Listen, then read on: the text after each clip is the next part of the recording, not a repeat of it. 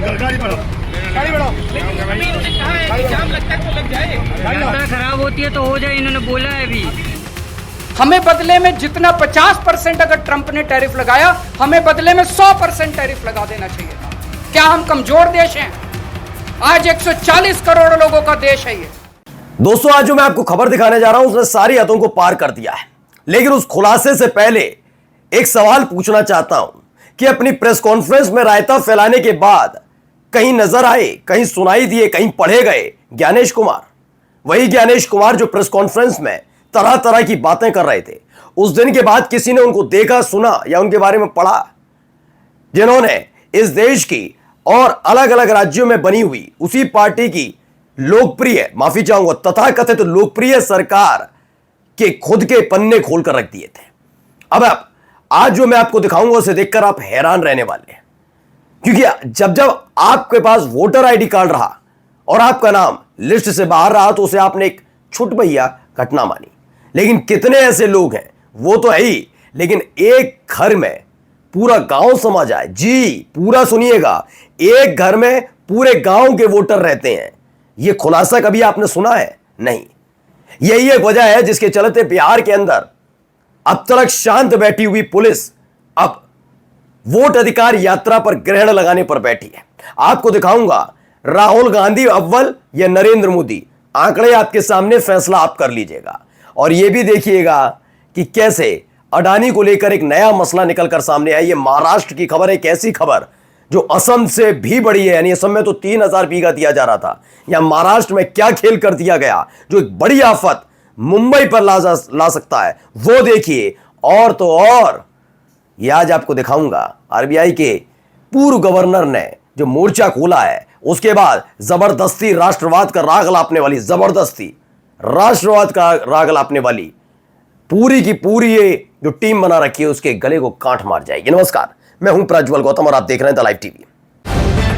The live TV, सच सबसे आगे। तथ्यात्मक खबरें, एक भी खबर ऐसी नहीं कि कोई हवा में, सारी तथ्यात्मक है, इसलिए गौर से देखते जाइएगा। पहले खबर निकल कर आई, ये जबरदस्त मैजिक है। और ये तस्वीर पहले आप देख लीजिए। ये तस्वीर क्या है, क्या कह रही है ये तस्वीर? इलेक्शन कमीशन का जरा चमत्कार देखिए। इसीलिए वो आदमी अब गायब है।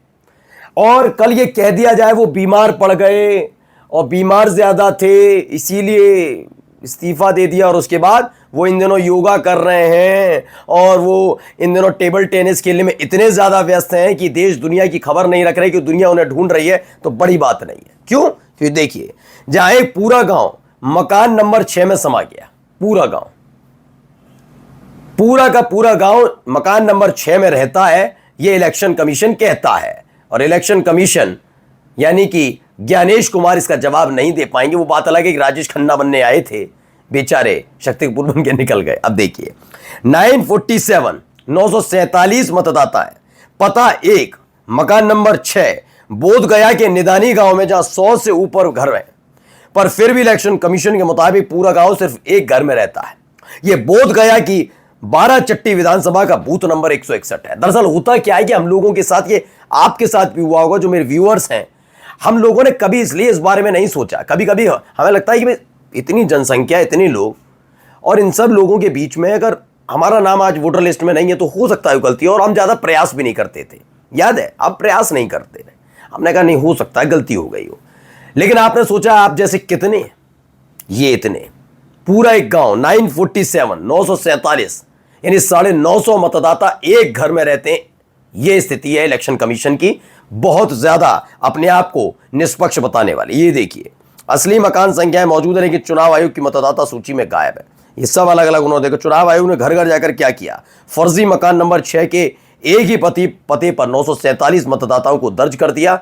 काम की इतिश्री, और कौन ये मतदाता है, क्या है, कुछ पता नहीं। अब कांग्रेस की तरफ से बिहार में चुनाव आयोग का करिश्मा, निदानी गांव, बोध गया, बूथ नंबर 161, 12 चट्टी विधानसभा में इलेक्शन कमीशन ने चमत्कार कर दिखाया।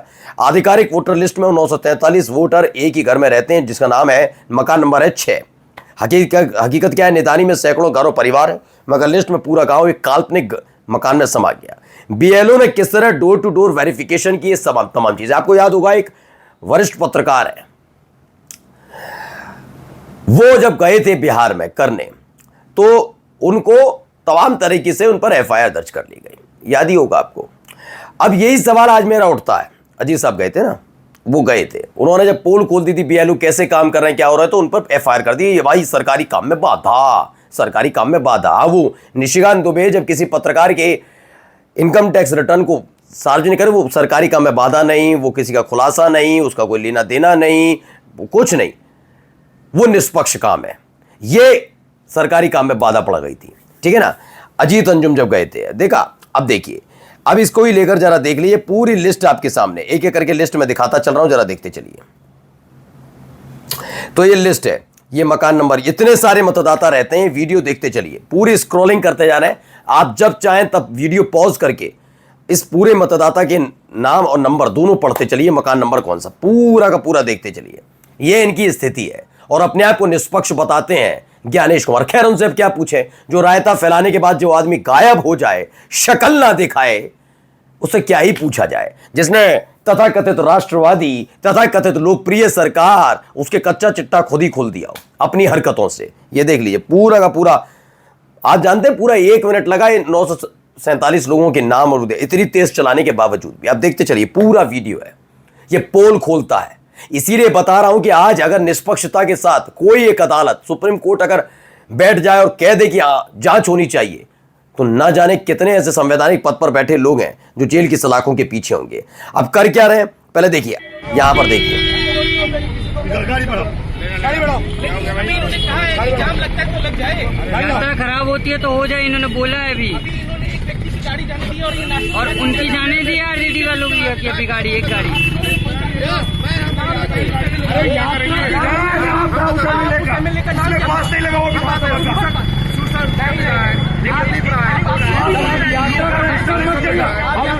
क्यों डिस्टर्ब कर रहे हैं।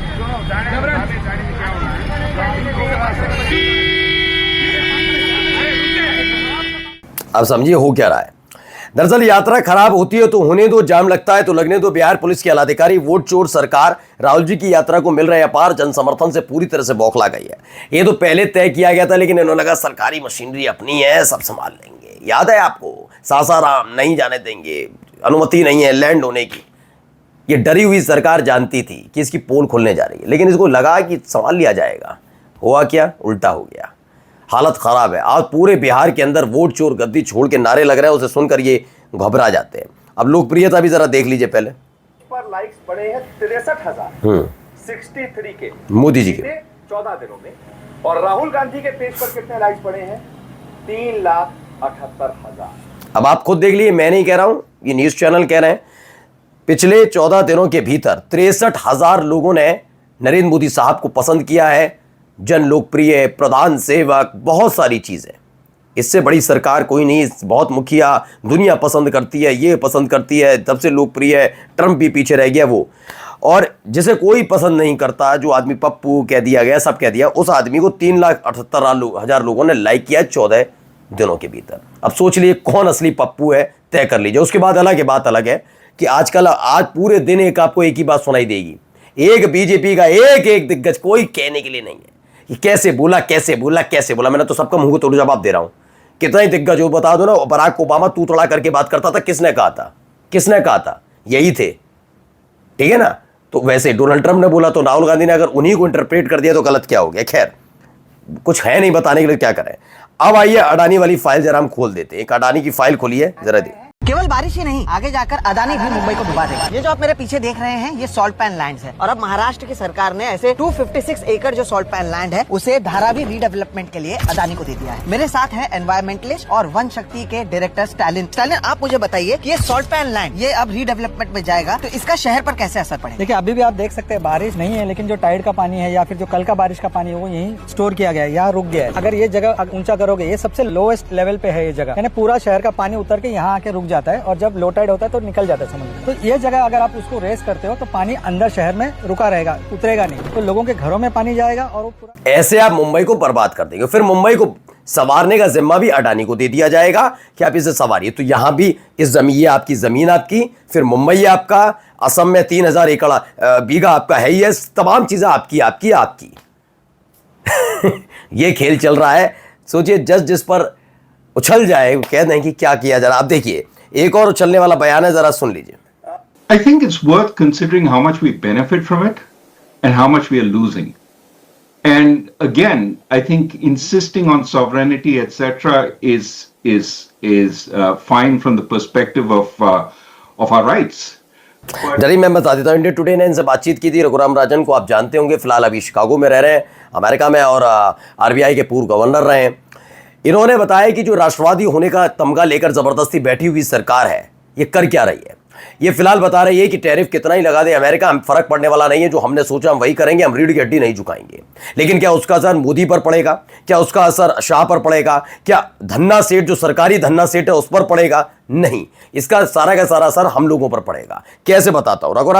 रघुराम राजन का सवाल, कि अर्थशास्त्री बात सुनिएगा इनकी, लफाजी वाली बातें नहीं कि 15 लाख दे दूंगा, मैं ये कर दूंगा, लफाजी और जुमले नहीं है। सुनिए, हमें सोचना चाहिए कि रूस के सस्ते तेल का फायदा किसे मिला और अब अमेरिका के टैरिफ का नुकसान किसे हो रहा है। टैरिफ से 20 लाख लोगों पर रोजगार का संकट आ सकता है, जबकि सस्ते तेल का फायदा रिलायंस जैसी तेल कंपनियों को हुआ है। क्या आपको मिला?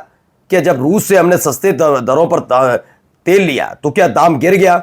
आज 100 छू रहा है। क्या कभी किसी ने सुना मोदी सरकार के दूसरे कार्यकाल के बाद कभी ये 70, 50, 60 किसी पे आया? रामदेव तो भाग गए।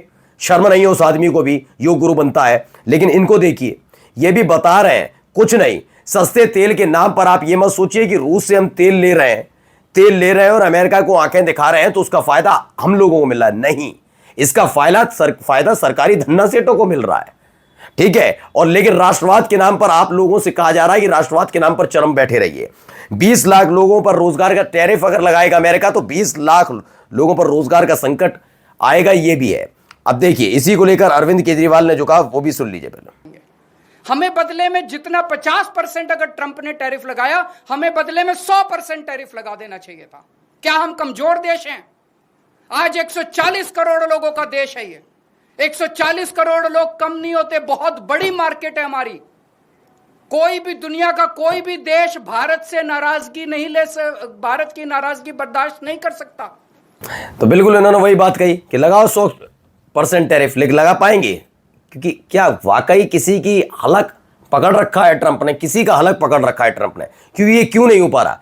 कितनी औकात हैसियत उस ट्रंप की हो जाएगी? क्यों मैं कह रहा हूं, जरा अभी एक और खबर आपको दिखाता हूं। पहले ये देखिए, अरविंद केजरीवाल साहब ने एक ट्वीट किया। उन्होंने कहा, तो मोदी सरकार ने अमेरिकन कपास पर 31 दिसंबर तक ड्यूटी माफ कर दी, जबकि हमें तो टैरिफ लगाना था। मोदी जी ने किसानों के साथ बहुत बड़ा विश्वासघात किया। मोदी जी ने ट्रंप के आगे पूरी तरह घुटने टेक दिए। न केवल किसानों, उद्योग और रोजगार के लिए खतरनाक है, बल्कि 140 करोड़ भारतीयों के सम्मान पर प्रहार है। ट्रंप के आगे मोदी जी नतमस्तक क्यों है? देश जानना चाहता है कि उनकी मजबूरी क्या है। कौन है जिसका गला पकड़ रखा है? ये सवाल तो उठना लाजमी है। नीचे है भाई पूरा सेंट्रल 31 दिसंबर 2025 तक लिखा हुआ है, central government extended import duty exemptions on cotton यानी रुई पर दे रखा है।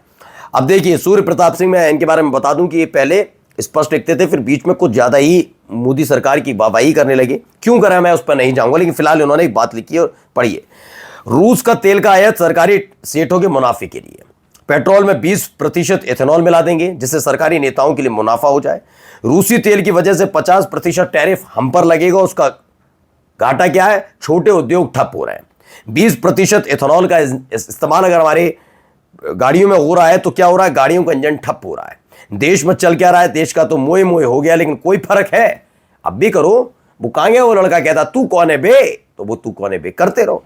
और जाते जाते एक रिपोर्ट भी आपको दिखा देता हूं। ये एक रिपोर्ट निकल कर आई है जिसमें नरेंद्र प्रताप एक पत्रकार है, उन्होंने बताया संभल दंगों को लेकर राज्य सरकार को रिपोर्ट भेजी गई। इस रिपोर्ट में लिखा है कि संभल की आज़ादी के वक्त हिंदू मुस्लिम बराबर तादाद में थे, मगर अब 15 से 20% ही हिंदू आबादी बची है। दंगों की वजह से हिंदुओं की आबादी कम हुई है। दंगों को अंजाम देने के लिए बाहर से दंगाई बुलाए गए। अब कौन बुलाता है, क्या बुलाता है, इसके बारे में रिपोर्ट नहीं है। फिलहाल राज्य सरकार इस बात पर खुश होगी, कम से कम वही रिपोर्ट मिली जैसा वो चाहते थे। नमस्कार।